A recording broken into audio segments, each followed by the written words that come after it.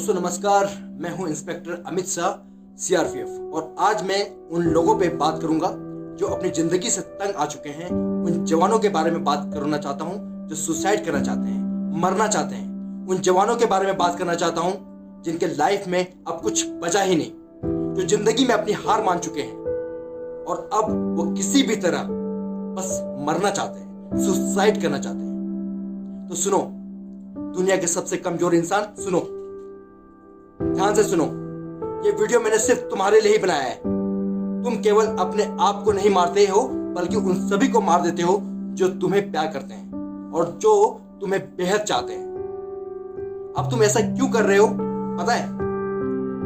क्योंकि तुमको भगवान ने कुछ ज्यादा ही कृपा बरसा दी है तुम पर, और कोई बात नहीं है। समय पर अच्छी जो नौकरी जो मिल गई है तुम्हें और अच्छा पैसा जो मिल रहा है तुमको इस फोर्स में, तुमसे अच्छे तो वो गरीब लोग हैं जो एक वक्त की रोटी खाकर भी अपनी मौत का इंतजार कर रहे हैं। यमराज भी सोचता होगा कि तुम्हारे लिए कौन सा रजिस्टर खोलूं जो समय से पहले आ गया, इसको जगह कहां दूं जब कोई बेड ही खाली नहीं है। छुट्टी खत्म होने से पहले बटालियन में तो रिपोर्ट नहीं करते हो तुम लोग, लेकिन ऊपर जाकर यमराज के पास रिपोर्ट जरूर कर देते हो। थोड़ा सब्र करो यार, सब्र करो, अपना टाइम आएगा। तू नंगा ही तो आया था, क्या घंटा लेकर जाएगा? बड़े आए सुसाइड करने वाले कायर कहीं के। सुबह सुबह मोबाइल देखो तो बस एक पिक्चर आंखों के सामने आ जाता है। एक जवान मरा पड़ा है, खून से लथपथ, और बगल में है राइफल। राइफल इसलिए दी गई थी क्या तुमको? इसलिए दी गई थी क्या तुमको राइफल? खुद को गोली मार लो और छोड़ दो बाकी लोगों को रोते हुए, बिलखते हुए। अरे मरना है तो मारो अपने दिमाग में बैठे कीड़े को जो तुम्हें मरने पर उकसाता है। खत्म करना है तो करो खत्म देश के आतंकवाद और नक्सलवाद को। खुद को क्यों? खुद को क्यों? बताओ खुद को क्यों? बीबी अच्छी नहीं मिली तो सुसाइड कर लो, नौकरी अच्छी नहीं मिली तो सुसाइड कर लो, छुट्टी नहीं मिली तो सुसाइड कर लो। लोग क्या कहेंगे? सुसाइड कर लो। अच्छा शॉर्टकट पाला है भाई, अच्छा शॉर्टकट पाला है तुमने, वेरी गुड, शाबाश। गैर जिम्मेदार इंसान हो तुम।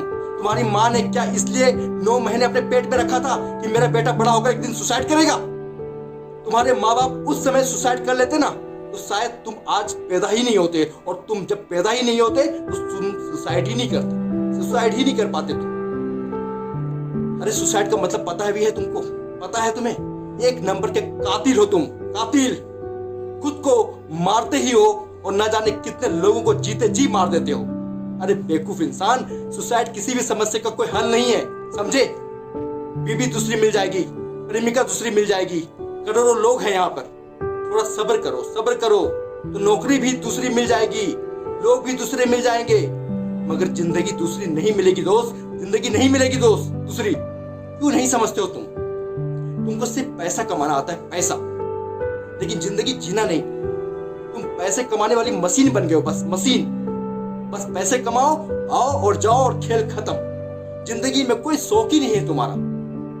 एक नंबर के जानवर हो तुम, जानवर। न कोई अपना है न कोई पराया है तुम्हारा। सिर्फ खाने के लिए पैदा हुए हो, खाने के लिए पैदा हुए तुम। खाओ और मरो।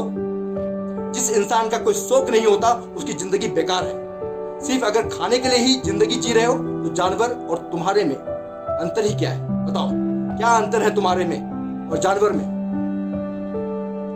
इसलिए दोस्तों, अपने जिंदगी को एंटरटेनमेंट बनाइए, खुश रहिए।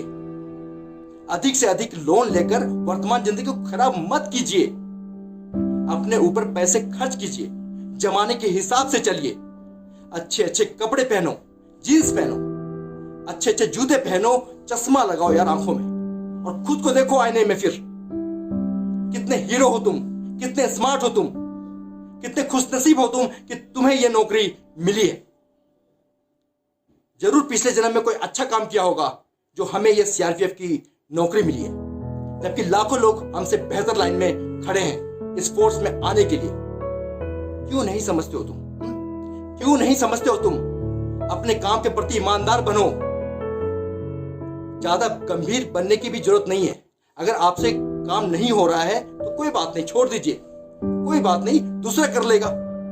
लेकिन इसका मतलब ये थोड़ी ना है कि जान दे दूंगा। आज तक काम कभी रुका है क्या? हमारे देश के बड़े बड़े नेता गुजर गए, बड़े बड़े साइंटिस्ट गुजर गए, लेकिन आज भी हिंदुस्तान का काम चल रहा है और आज भी हिंदुस्तान का नाम हो रहा है। ये तो प्रकृति का नियम है, जो आया है वो जाएगा। तो सब्र करो भाई, सब्र करो, अपना टाइम आएगा। लेकिन जिंदगी में अपने बच्चों को कौन टाइम देगा? केवल पैदा कर दो और बस छोड़ दो लवारिस की तरह। हाँ, छोड़ दो, मर गए। क्यों नहीं समझते तुम इसको यार? क्यों नहीं समझते? पिता है तो रोटी, कपड़ा और मकान है। पिता है तो उस नन्हे से परिंदे का बड़ा आसमान है। पिता है तो घर में प्रतिपल राग है। पिता है तो तुम्हारे बच्चों के सारे सपने अपने हैं। और पिता है तो बाजार के सारे खिलौने अपने हैं। और उसका क्या, जो अपना घर बार छोड़ के तुम्हारे साथ रहने आई एक विश्वास के साथ, उसका क्या? हाँ, जिसने अपना नाम का टाइटल भी हटाकर तुम्हारे नाम का टाइटल लगा लिया। तुम्हें कितने भी पैसे दे दूं, लेकिन तुम अपना टाइटल नहीं छोड़ोगे। तुम तिवारी से गुप्ता नहीं बन जाओगे, ना मिश्रा से यादव बन जाओगे तुम। लेकिन सोचो, वो तुम्हारे लिए अपना टाइटल भी बदल लेती है। बदन उसकी हल्दी तेरे नाम की, हाथ उसकी मेहंदी तेरे नाम की, मांग उसकी और सिंदूर तेरे नाम की। और वो भी छोड़ो, करवा चौथ करे वो, दिन रात भूखे प्यासे रहे वो, और मांगे जिंदगी तेरे नाम की। क्यों भाई, क्यों? इसलिए वो करवा चौथ करती है कि तुम एक दिन मर जाओ, सुसाइड कर लो। इसलिए तो कहता हूं कि कोई भी एक हॉबी बनाओ, खुद के अंदर एक बार झांको। भगवान ने जब सभी को 2 आंख, 2 पैर, 2 हाथ दिए हैं, तो सबके अंदर एक विशेष कला भी दी है। चाहे वो कुछ भी हो, खेल हो, गाना हो, डांस हो, या खाना बनाने की कला हो, या चित्रकारी हो, कुश्ती हो, कविता हो, कहानी लिखने की कला हो, या कुछ भी कला हो, बस उसे तराशने की जरूरत है। आज भी मैं अपने आप को विभिन्न परिस्थितियों में भी खुश रखता हूं, चाहे परिस्थिति कैसी भी हो। खाली बैठा तो कभी गाना गा लेता हूं, कभी मन किया तो डांस भी कर लेता हूं। दूसरे लोग मेरे बारे में क्या सोचते हैं, मैं क्यों सोचूं भाई, क्यों सोचूं ये? बस मैं उनके लिए बेहतर हूं जो मुझे समझते हैं। मेरी ईमानदारी और मेरा व्यवहार ही सब कुछ बयां करता है। मुझे साबित करने की जरूरत नहीं पड़ती। बस मुझे एक अच्छा बेटा बनना है, एक अच्छा पिता बनना है, एक अच्छा पति बनना है और एक अच्छा इंसान बनना है। और जब तुम लोग यूनिफॉर्म पहनकर सड़क पर चलते हो ना, तो छोटे छोटे बच्चे पता है तुम्हें टाटा क्यों करते हैं? पता है क्यों? ये सोचकर कि बड़ा होकर मुझे इस तरह बहादुर अंकल बनना है, इनके जैसा एक यूनिफॉर्म पहनना है। अब मैं जाकर उस बच्चे को बताऊं कि बेटा, जिसको आप टाटा करते थे ना, बाय बाय करते थे ना, वो एक नंबर का कायर इंसान है, कायर अंकल थे वो। मैं हर दिन जवान के ऐसे दृश्य को देखकर परेशान हो जाता हूं। कई बार कारण ढूंढने की कोशिश करता हूं कि जवान ऐसा क्यों करते हैं। इतने समूह में एक साथ रहने के बाद भी हमारे जवान अकेले क्यों पड़ जाते हैं?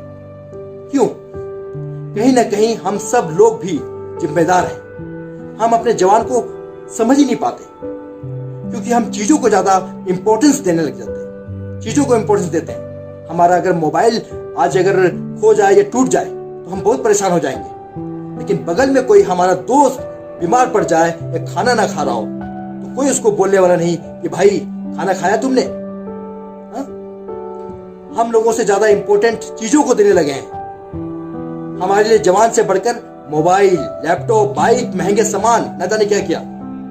बैरक में रहने वाला हर जवान मेरा दोस्त है, और जब तक हम उसको इस बात का एहसास नहीं दिलाएंगे, तब तक वो अपनी समस्या खुलकर नहीं बताएगा। कोई भी जवान के सुसाइड की वजह केवल छुट्टी नहीं होती। बस जवान अपने व्यक्तिगत समस्याओं से और घरेलू समस्या से घिरे रहते हैं। उनके परिवार वालों को भी एक बात बता देना चाहता हूं, आपका बेटा, आपका पति या आपके पिता कोई पैसे छापने वाली मशीन नहीं है। वो भी एक इंसान है, उसके लिए भी कुछ अरमान है, उसके भी कुछ सपने हैं। छोटी छोटी बातों को बताकर उसका दिमाग खराब मत क्या करो।